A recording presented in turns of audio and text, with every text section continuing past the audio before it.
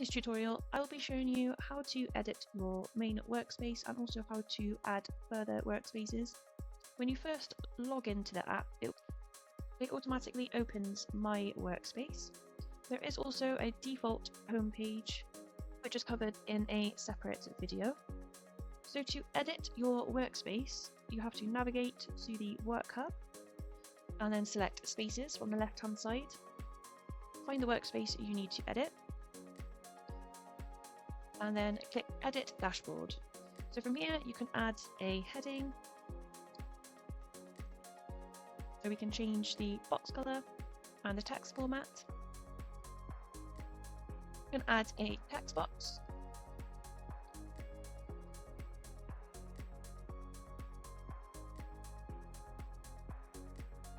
image box, for you to add any image that you like. If you have KPIs set up, you can add a shortcut to a KPI from here. You can also add a shortcut to an action, so you can start a new task from a template or a form, process, and you can add a shortcut to add a row onto a particular register. From the shortcut option, you can add a shortcut to any hub. When you click into a particular hub, it also gives you different options that you can add a shortcut to. For example, we could add a shortcut for Go to My Tasks.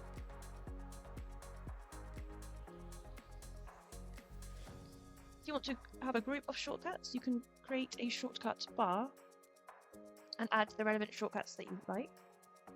So you can create a box to show you tasks that you're assigned to or tasks that you have assigned from a particular project or from a process. You can show only tasks from specific users here, and you can display it either by the number of tasks or display the tasks as a list.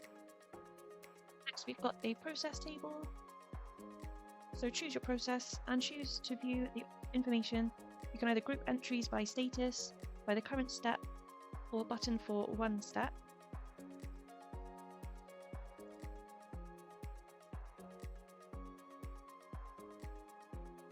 And lastly, you can create a link to a document folder.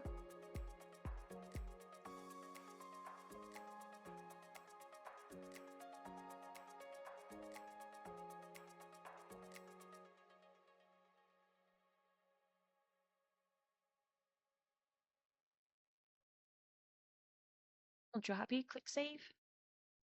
And this has now created our dashboard.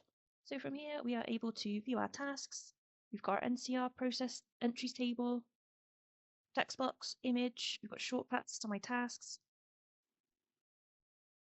You can go through to our areas within the Doc Hub.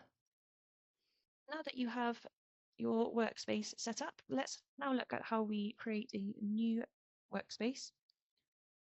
So from the left-hand side, again, click Spaces and then hit a plus icon.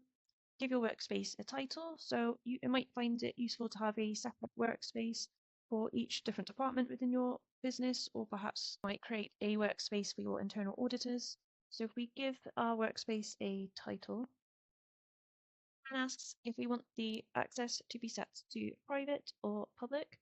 If you set it to private, you do have the option to add certain users who will have access. Or if you set it to public, any user will be able to see this workspace. You can also add a tag as well if you need to.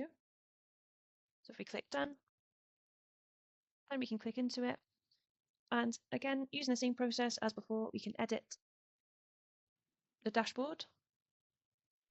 So I'll add just a couple of quick shortcuts.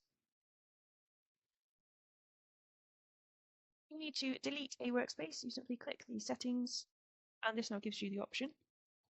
So now when we log into the app, you can see our new workspace that we've just created is now listed from the left-hand side, which we can now select from,